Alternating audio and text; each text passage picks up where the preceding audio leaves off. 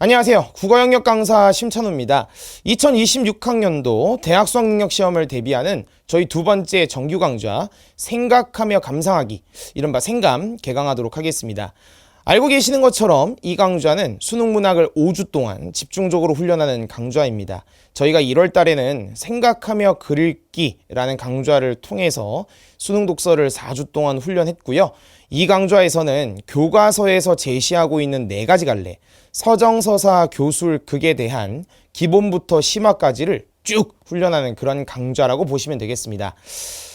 제가 원래 이런 얘기 잘 안 드리는데 여러 매체를 통해서 생각하며 감상하기 언제 개강하냐고 아주 많은 문의가 있었습니다. 진짜 막 애새끼들이 하루가 멀다 하고 사람을 들들들 볶아요.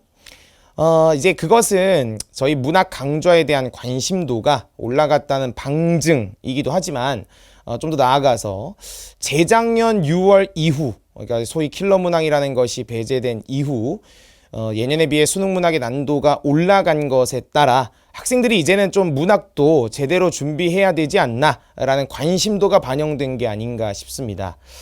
알고 계시는 것처럼 수능 문학이 요새 좀 어렵습니다. 물론 독서도 어렵고 언매도 어렵고 화작도 어렵지만 특히 문학이 유독 좀 두드러지는 경향이 있어요.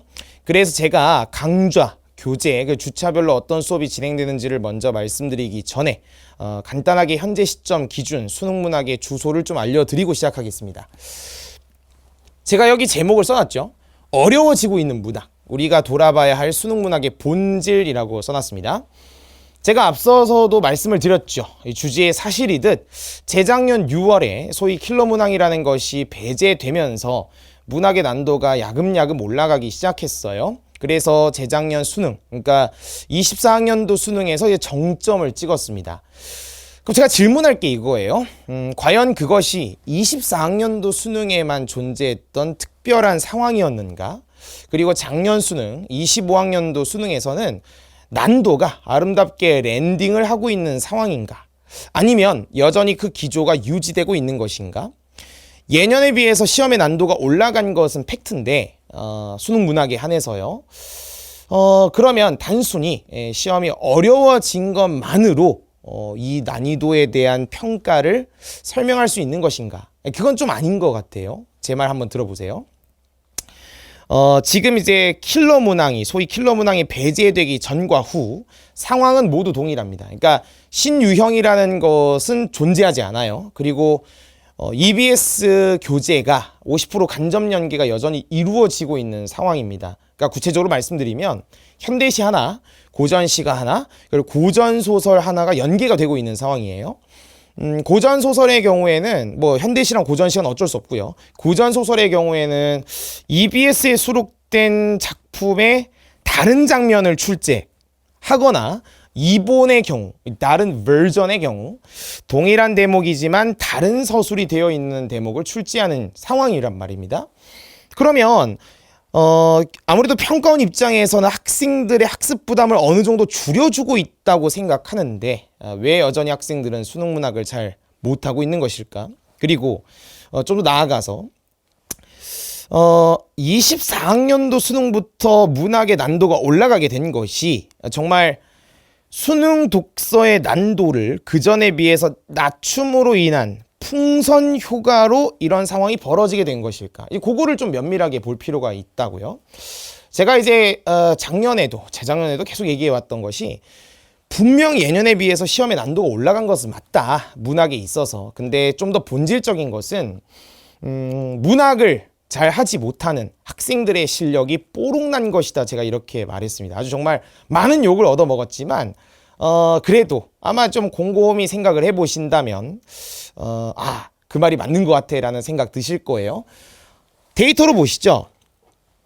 재작년 수능입니다. 그 문학에서 보시면 여기 지금 노란색으로 체크되어 있는 것이 EBS 연계거든요. 근데 보시면 일동장유가 같은 경우에는 19학년도 수능에 이미 출제가 됐었고요. 물론 다른 대목이지만 김원전 같은 경우에도 11학년도 9월 평가원에 물론 다른 대목이지만 출제가 되고 있다고요. 출제가 됐었다고요. 정급별 선생의 작품은 처음 출제가 됐습니다. 정답률 한번 보세요. 지금 제가 70% 언더에 해당되는 것들만 빨간색으로 체크를 해놨는데 화작도 엄매도 다 이제 선택자들도 어려워하고 있는 상황인 거 느껴지시죠? 특히 이제 박태원 선생의 골모간 같은 경우에는 초토화가 됐습니다.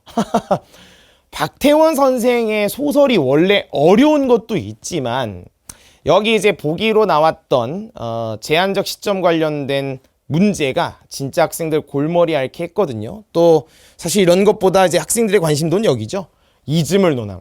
정말 이 수필 풀 때 정말 이즘을 논해버렸습니다. 뭔지 아시죠? 그러면 이게 재작년 수능에만 국한되는 특수한 상황이었을까? 작년은 어땠을까요?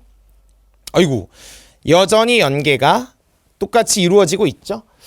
평가원에서 발표한 EBS 연계 활용 5가지 유형 중 문학에 해당되는 것은, 직접적으로 해당되는 것은 지문 활용 유형이라고요. 제가 처음 말씀드린 것처럼 현대시 고전 시가는 지문이 그대로 복붙 이렇게 출제가 되고 있고, 고전 소설은 동일 대목 내지는 다른 장면 이렇게 출제되고 있는데, 정을선정 같은 경우에는 EBS에 수록되어 있는, 물론 이본을 출제하긴 했지만 동일한 대목을 출제했었단 말입니다. 초토화됐어. 근데 이건 이제 저의 개인적인 생각입니다만 현대 소설은 좀 양호했네요. 그죠?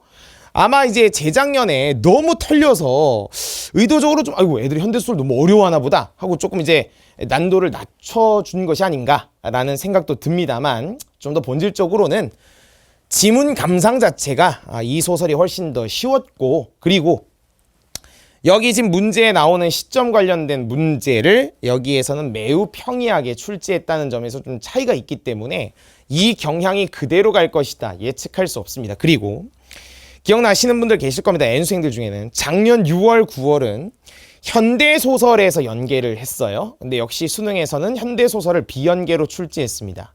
그러니까 평가원에서는 어떤 조합이든 마음대로 출제할 것이다 라는 의지가 보입니다. 다시 돌아와서 뭐가 문제인 것 같으세요?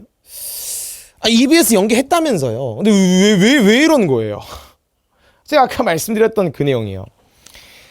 물론 이제 어떤 여러 가지 상황들, 제가 참 입으로 다 말씀드리기 어렵습니다만, 독서의 난도가 예년에 비해서, 물론 독서도 애들 엄청 틀립니다만 평이하게 가면서 변별력을 제고해야 된다라는 평가원의 고민, 그것이 문학에 투영되면서 예년에 비해 난도가 올라간 것도 분명히 있어요. 하지만 좀 더 본질적으로는 아까 말씀드린 것처럼 학생 스스로가 시를 감상할 줄 몰라요. 소설을 감상할 줄 몰라요. 고전 시가, 고전 소설이 어떤 것을 물어보고 있는지 교과서를 제대로 보지 않으니까 수능 문학의 포인트를 잘 못 잡고 있는 것이 현실입니다. 그러니까 무슨 얘기냐면, 정말 수많은 강사분들과 콘텐츠가 있습니다만 독서에 대해서는 참 여러 가지 방법론, 또 막 접근법이 존재하는데 문학에 있어서는 놀랍게도 모두가 약속한 것처럼 침묵하는 분위기. 제가 이제 여기에 대한 화두를 수면 위로 끌어올린 장본인이기도 한데요. 이제 수능 문학에 있어서도 좀 본질적인 학습을 하실 필요가 있다. 거기에 대한 답을 이 강좌를 통해서 드리고 싶습니다. 제가 여기 아주 노란색으로 확실하게 체크해놨죠. 교과서에서 제시하고 있는 감상의 틀, 이걸 바탕으로 생각하며 감상할 수 있어야 한다. 그럼 여러분이 궁금한 게 이거잖아요. 교과서에서 제시하고 있는 틀이 도대체 무엇인가? 두 번째, 과연 감상이라는 것의 본질이 무엇인가? 이제 요거에 대한 좀 대답을 뭐 당장 이 자리에서는 드릴 수 없습니다. 좀 깊게 제가 좀 이 강좌를 통해 풀어내고 싶은데요. 제가 이제 좀 자부하는 건 이겁니다.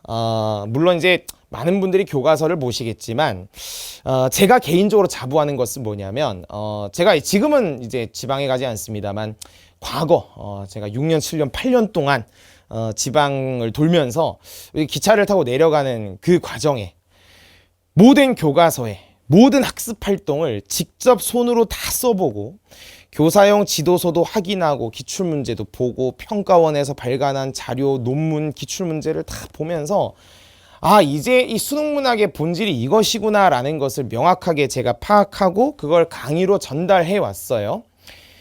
이제 OT 시간이니까 그냥 제가 조금 이게 좀 자랑하겠습니다. 제가 원래 좀 이 뻔뻔한 사람이 아닌데, 저는 이제 확실하게 말씀드릴 수 있어요.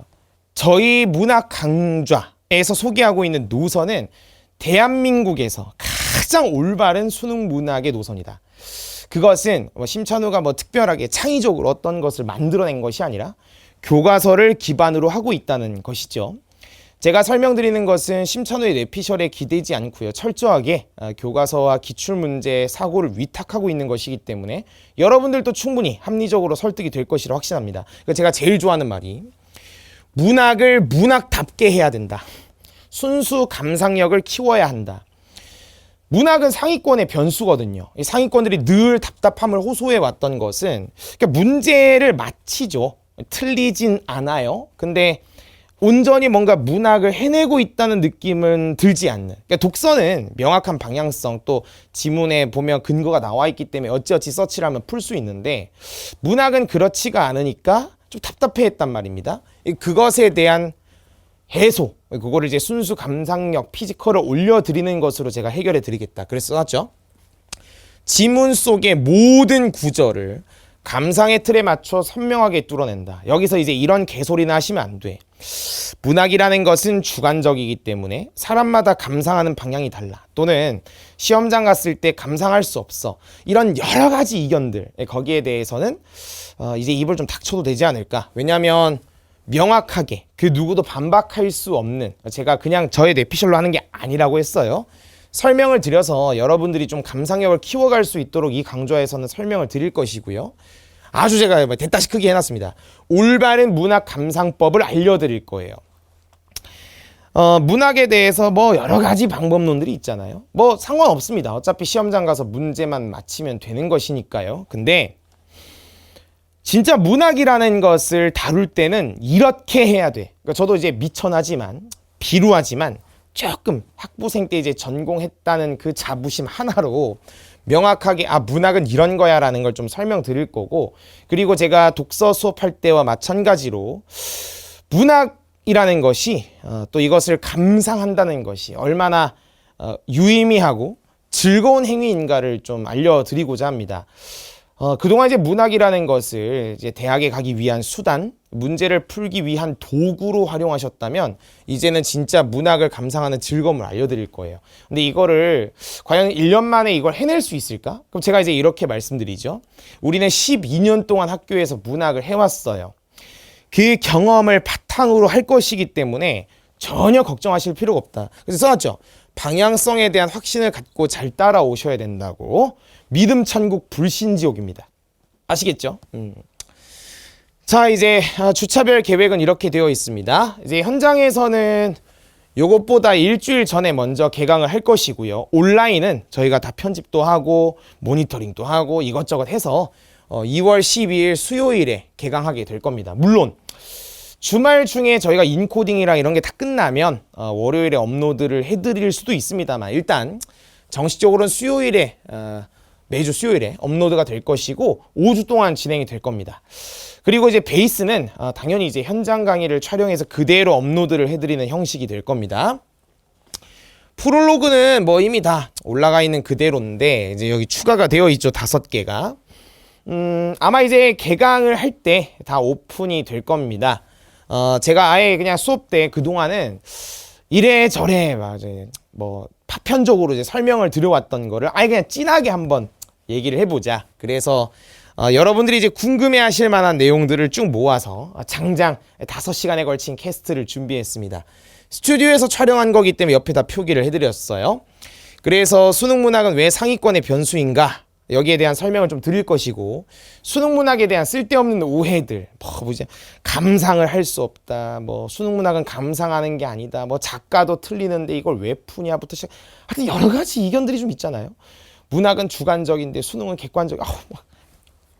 다 설명드릴 거예요. 그리고 보기 문제의 본령은 무엇인가? 여기에 대한 논쟁 참 많습니다. 그 전까진 전혀 없었는데 확실히 제가 이제 유튜브를 하고 이렇게 하면서 이 논제에 대한 논쟁을 제가 수면 위로 끌어올렸어요.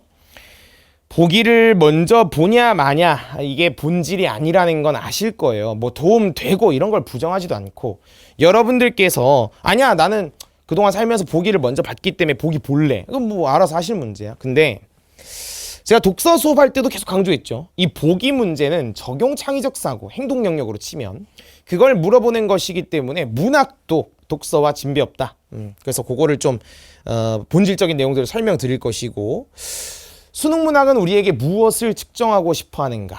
그러니까 이제 그냥 여러분들이 수능 문학을 대할 때 그러니까 문제를 풀기 위한 수단으로서 그동안 써왔잖아요. 그렇게 하시면 자꾸 예외가 발생하고 낯설거나 새로운 작품이 나오면 힘들어져요. 그거를 제가 좀 명확하게 방향을 잡아드리는 그런 시간이 될 거고, 마지막, 우리는 왜 문학을 하는가.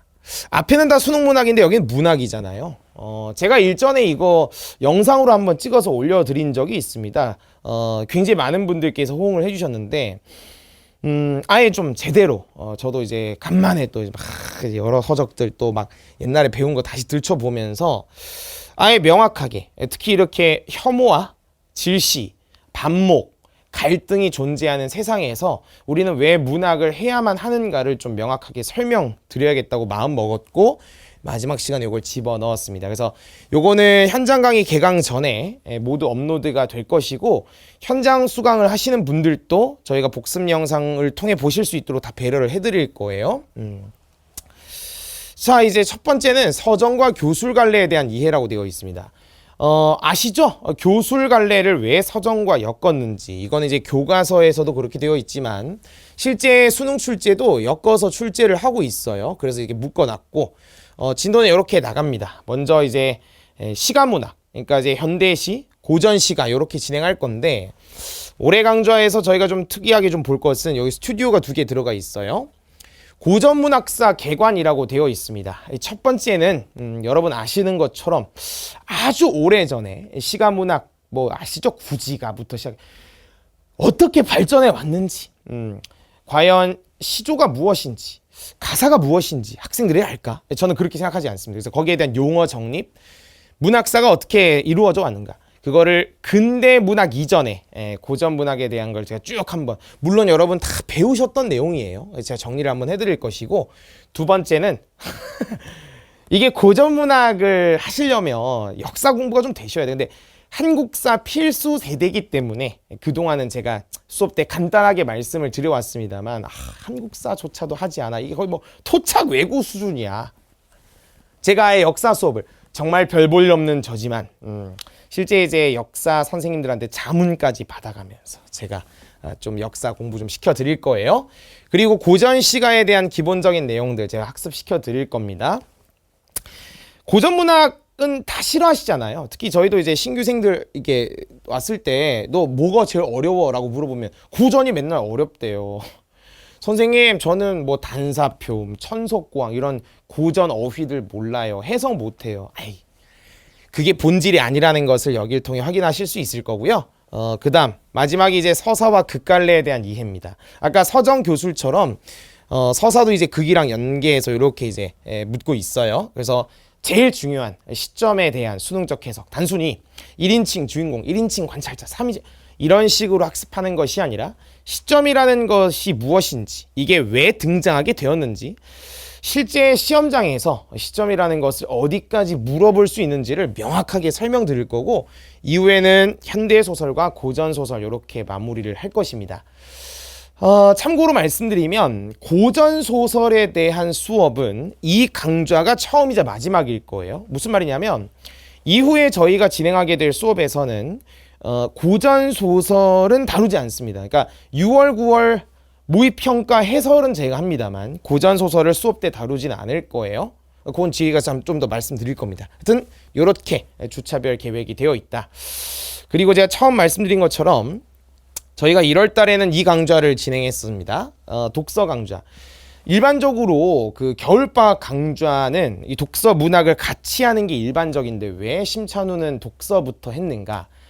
이건 이제 이 수업에서도 충실히 말씀을 드렸지만 일단 글을 읽을 줄 알아야 뭘 할 거 아니에요. 그래서 안 그래도 이제 한국인이 아니라 거의 찌아찌아족 수준인데 여기서 바로 문학도 같이 들어가면 애들 혼선 빚습니다. 그래서 독서를 먼저 진행했고, 이게 단순히 독서 수업뿐만 아니라 이후에 문학에도 영향을 미치는 내용들도 같이 설명을 했기 때문에 저는 이제 2가지를 했으면 좋겠어요. 이 강좌를 먼저 들으시거나 또는 병행하셨으면 좋겠어요. 이게 뭐 강의나 교재를 팔아먹으려는 그런 의도 정확한데? 하여튼 그런 게 아니고요. 이걸 해야 그 다음에 감상하기가 좀 더 아름답게 공부가 되지 않을까 싶어서 제가 이제 소개를 해드리는 거고, 감상하기는 이번에 노란색 표지입니다. 그래서 이렇게 진행될 것이고, 역시 이제 그 교재 안내 영상도 나와 있지만 혼자 하기 파트와 같이 하기 파트가 있고요. 크게 두 개의 theme, 그러니까 한국어 테마, 아까 이제 서정과 교술, 서사와 극 이렇게 이제 두 개의 테마로 되어 있고, 아까도 말씀드린 것처럼 교과서에서 제시하는 4가지 갈래를 모두 학습하시게 될 겁니다. 물론 이거 듣는다고 해서 모든 게 해결되는 건 아니에요. 이후에 저희 이제 진행하게 될 기출의 테마 DNA 1.0, 2.0, 뭐 심화인지 우만수, 여기에서도 다 여기에서 파생된 내용들, 좀 더 심화된 내용 가게 되어 있습니다. 여튼 주교재를 수업에서 다루는 건 아시죠? 나와 있는 것처럼 교과서를 기반으로 설명을 할 것이다. 그리고 모든 작품들에 대해서, 주교재에 수록되어 있는 모든 작품들에 대해서는 저희가 이제 교과서처럼 그림을 다 이미지를 그릴 수 있게 탑재를 해두었고, 복습편 교재, 뒤에 이제 소개할 에필로그의 복습편 교재에도 그림을 다 탑재를 해놨습니다. 수업 때 보여드릴 겁니다. 다. 친환경 소재. 이거는 이제 필기를 좋아하시는, 내지는 이제 필기를 하는 것에 예민한 학생들은 압니다. 이게 어떤 선택의 그걸 갖고 있는지. 친환경 소재, 이거 쉽지 않습니다, 여러분. 기후 환경 위기. 됐습니다. 하여튼 좋습니다. 소재는 갑시다. 아이고, 에필로그 나왔네요. Clean sheets, deep thoughts. 저희 이제 그 수업의 모토를 표기를 해놨고, 여기에 이제 문제편, 해설편, 복습편 이렇게 되어 있습니다. 뭐 모든 것들은 이제 앞선 저희 생각하며 글읽기 강좌와 동일하고, 또 교재 안내 영상에도 다 설명을 해놨습니다. 확인해 주시면 될 것 같고요. 여기 이제 얘기들을 좀 드려야 되는데, 일단은 이제 독서와 다르게 문학편은 해설편에 지문 해설이 다 탑재되어 있지는 않습니다. 지금 저희가 작업을 계속 하고 있어요. 근데 요거 올리고 또 여기는 없고 이러면 또 이제 형평성이 없으니까 아예 좀 나중에 저희가 완성되는 대로 탑재를 할 계획인데, 아무래도 지문 해설이 완벽하게 다 탑재가 안 돼 있다 보니까 질문들이 나와요. 그래서 여러분들 질문 많이 하시는 그런 이제 질문들에 대해서는 제가 추가로 영상을 촬영해서 올려드릴 겁니다. 근데 이걸 설명 잘 들으셔야 돼요. 생각하며 감상하기에 해당하는 에필로그에 많이 나오는, 질문이 많이 나오는 지문들에 대해서만 촬영하는 거예요. 이후 강좌들에 대해서는 해당 강좌의 에필로그에 수록된 작품에 대한 해설이 해당 강좌의 보충 영상으로 탑재되는 거예요. 이해하시죠? 그러니까 여기 문제편에 있는 지문들에 대해서만 다룹니다. 이후 강좌에도 에필로그가 또 나오겠죠? 그러면 질문을 많이 받게 되는 지문들에 대해서는 해당 에필로그의 강좌의 영상이 탑재돼. 복잡해. 이해되셨죠? 그런 겁니다. 저희가 이제 올해는 좀 아무래도 문학, 이게 정규 수업에서 독서를 초반에 많이 다루다 보니까 문학에 대한 갈증이 있으신 분들, 이거 문학 좀 더 해주면 안 되나 의견들이 좀 있으셨어요. 그래서 저희가 좀 추가 영상을 제공할 겁니다. 그리고 저희가 이제 문장들을, 이거 교재가 다 한 달 전에 나오거든요. 한 달 동안 저희가 수업 준비를 안 하지 않을 거 아니에요. 그러니까 수업 준비를 하겠죠. 그러니까 그 과정에서 나오는 수정사항이나 이런 것들은 계속해서 저희 홈페이지를 통해, 현장은 현장 홈페이지, 온라인은 오르비 클래스를 통해서 업로드를 해드리고 있으니까 제발 좀 확인을 해주세요. 그리고 수정사항, 뭐 오타 이런 것들을 최대한 안 내려고 진짜 무지하게 저희가 모니터링을 3차까지 보거든요. 근데 여러분 아시죠? 나중에 저희 조교 해보세요. 이게 바로바로 이게 걸러지는 게 아닙니다. 그러니까 좀 양해를 해주시고, 그래도 질문 답변 속도 저희 정말 역대급으로 빠르거든요. 궁금하시면. 됐습니다. 하여튼 수정사항 안 나오도록 최선을 다할 것이고, 질문이 있으시면 질문 게시판을 통해서 해주시고, 많이 나오는 것들은 제가 아예 영상을 찍어서 드리겠다, 그렇게 말씀드립니다. 그리고 이제 추가 교재가 있습니다. 고전소설 양치기 엔제 시즌 1이라고 되어 있어요. 올해도 어김없이 고전소설 양치기 엔제 저희 시즌 3까지 냅니다. 근데 또 이제 말이 많아요. 또 엔제 이러면 또 자작이냐. 여러분, 원래 엔제라는 개념은 자작에서만 쓰이는 게 아니에요. 이 교재는 평가원, 사관학교, 교육청 기출 중에 모든 걸 실은 게 아니라 선별을 했습니다. 그리고 저희 이제 에필로그나 이런 이제 교재들의 해설을 보면 아시겠지만 정말 시중에서 보기 힘든 해설들이에요. 정말 꼼꼼하게 또 여러분들 추가 학습하실 수 있도록 다 해놨거든요. 좀 해주세요. 신경을. 됐습니다. 자, 시즌 3까지 있어요. 그래서 이번에 생감에서는 시즌 1이 출간이 됩니다.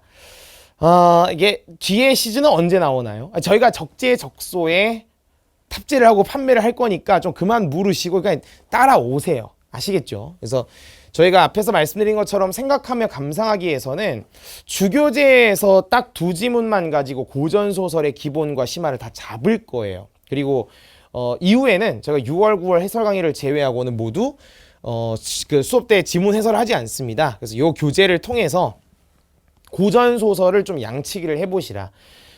고전소설 어렵다고 막 찡찡대시잖아요. 사실 이거 별거 없거든요. 계속 반복하시면 돼. 뭐 인물관계가 복잡한 여제 아닙니다. 실제 수능은 그런 걸 물어보지 않아요.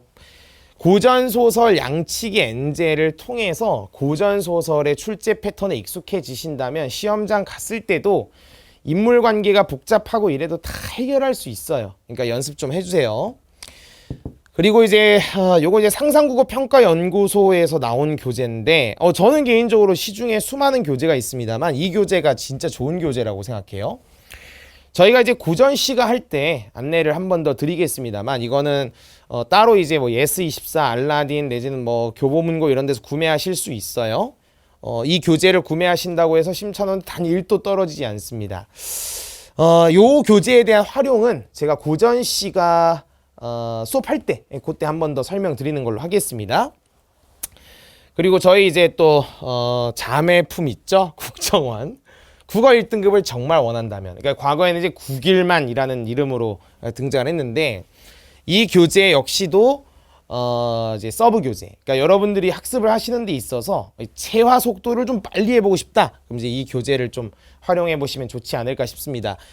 작가분께서 이제 그 교재 전체를 리뉴얼을 하셨어요. 그래서 아마 큰 도움이 되실 거라고 보고 이 교재는 저희 강좌와 어떻게 같이 활용하는 게 좋을까라는 것에 대해서도 활용법을 다 올려드렸습니다. 이제 그거 좀 확인해 보시면 될 것 같아요.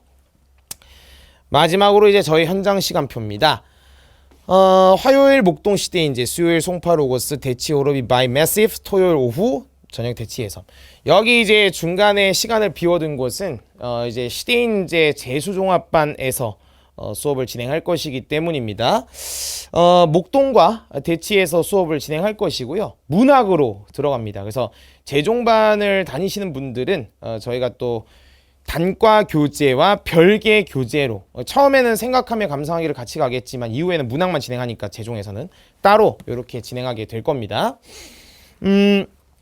뭐 현강 수강을 원하시면 학원에 전화해서 문의하시면 될 것 같아요. 자, 일단 간단하지 않은 꽤 많은 시간을 할애해서 설명을 드렸는데 이렇게 말씀을 드리고 싶어요. 저는 딱 하나입니다.